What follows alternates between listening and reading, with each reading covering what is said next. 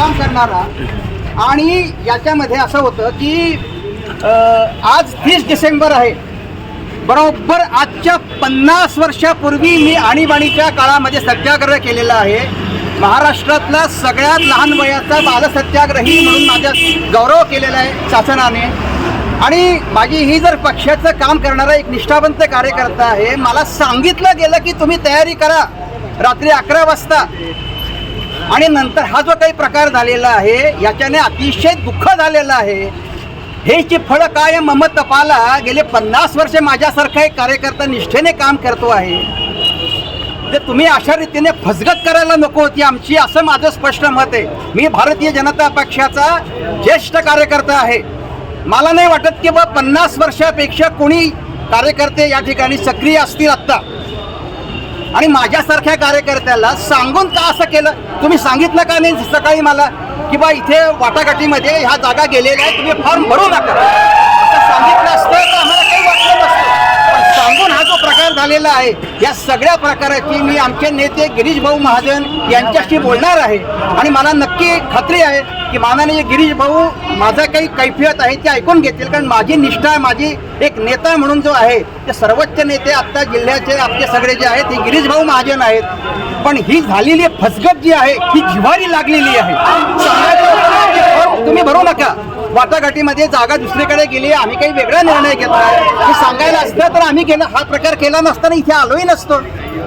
दादा एकीकडे निष्ठावंतांना डावललं जाते का निवडणूक?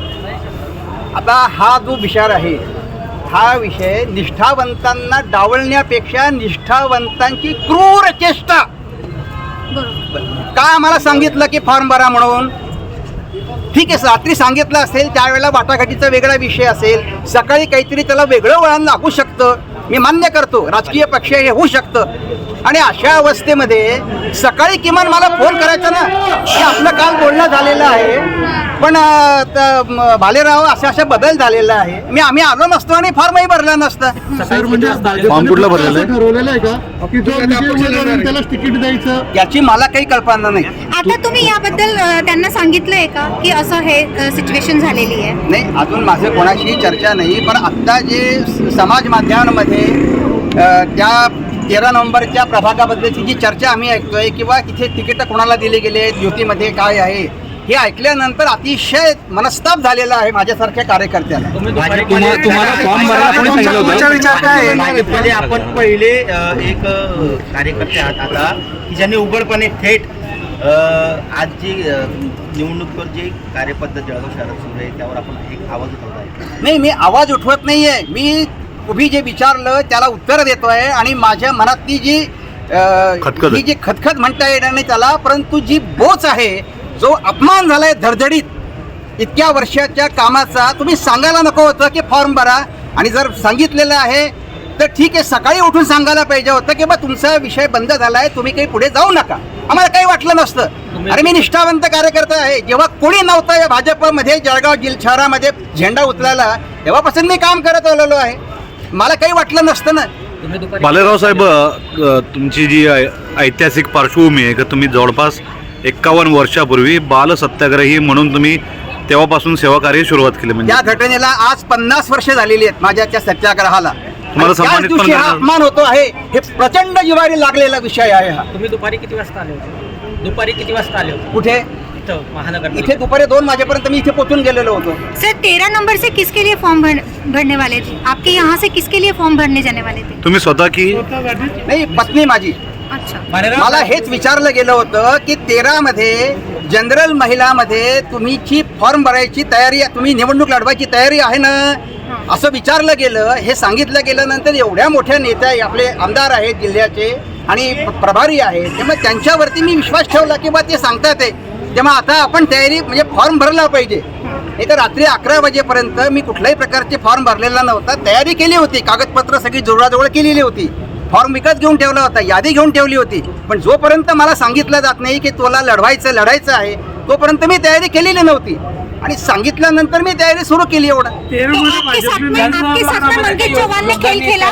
त्यांना उमेदवारी दिलेली आहे, त्याबद्दल काय म्हणतो? मी फक्त माझं जी क्रूर चेष्टा केलेली आहे त्याच्याबद्दल बोलतोय. कोणाला तिकीट द्यायचं नाही द्यायचं हा पक्षाचा विषय आहे, त्याच्याबद्दल मी अजिबात बोलणार नाही. तो निर्णय पक्षाचा आहे आणि त्याच्याशी मी बांधलेला आहे. आत्ता त्या ठिकाणी माझं इथपर्यंत म्हणणं आहे की त्या ठिकाणी ज्या कोणत्या म्हणजे उमेदवाराला भारतीय जनता पक्षाने समर्थन तिकीट दिलेलं असेल त्याचा प्रचार मी उद्यापासून तिथे जाऊन करणार आहे. कारण मी पक्षाची बांधिलकी मानतो, व्यक्तीशी नाही.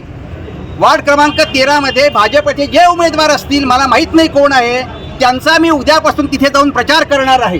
भालेराव साहेब, आपण इतकी उदात्तपणाची भावना इथं व्यक्त केलेली आहे, पण कोणी ना कोणी कुठला तरी घटक असेल किंवा व्यक्ती असेल ज्याच्यामुळे तुमचं तिकीट डावललं गेलंय. काय वाटतं तुम्हाला, नेमकं कोण व्यक्ती किंवा एखादा घटक असेल? कोणीतरी असेलच ना. मी हे मगापासून सांगितलेलं आहे ना की रात्री 11:15च्या सुमाराला माननीय नेते आमचे आमदार मंगेशदादा चव्हाण यांनी मला फोन करून सांगितलं, विचारलं की तुमची मी त्यांना हे माहिती होतं की मी पुरुष गटामध्ये सुद्धा म्हणजे उमेदवारी माझी मागणी केलेली आहे. मग त्यांनी जेव्हा मला असं विचारलं की तुम्ही महिला प्रभागामध्ये जनरल महिलामध्ये लढण्याची तुमची तयारी आहे का, असं सांगितलं गेलं ना, याचा अर्थ काय घ्यायचा की पुरुषमध्ये आपल्याला मिळत नाही आहे, महिलामध्ये आपल्याला मिळू शकतं आहे आणि त्याप्रमाणे आम्ही तयारी केली. पूरा रोष आपका मंगेश चव्हाण जी पर है. माझा कुणा व्यक्तीवरती रोष नाही आहे. तुम्ही आमदार साहेबांवर त्यांच्याशी अजून संपर्क झालेला नाही आहे. सकाळी त्यांना जेव्हा मी फोन करायचा प्रयत्न केला तेव्हा त्यांचा फोन स्विच ऑफ आला. मी त्यांच्या सन्माननीय जे PA आहेत त्यांच्याशी कॉन्टॅक्ट केला होता. ते म्हणाले की मी दादांकडे गेल्यानंतर त्यांना तुमचा निरोप सांगतो की मला दादांशी बोलायचं आहे. म्हणजे मला असं म्हणायचं होतं की बा अजूनही जर असेल तर सांगा मला, मी भरत नाही, मी पुढे जात नाही, असं सांगण्याकरता मी संपर्क केला होता. बरं, गिरीश भाऊ तिथे नाशिकमध्ये अतिशय बिझी असल्यामुळे माझा त्यांचा संपर्क होऊ शकला नाही. राजू मामाशी काही कॉन्टॅक्ट नाही, आता एका कोणीतरी आपल्याला ते प्रभारींनी सांगितलेलं आहे त्याच्यामुळे मग मी त्यांच्यावरती विश्वास ठेवला. पण मी उद्यापासून भारतीय जनता पार्टीचे ज्या प्रभागातले असो किंवा जळगाव शहरातले कोणत्याही प्रभागातले जे कोणी उमेदवार असतील त्या सगळ्या उमेदवारांचा प्रचार निष्ठेने करणार आहे आणि त्यांना निवडून आणणार आहे. धन्यवाद.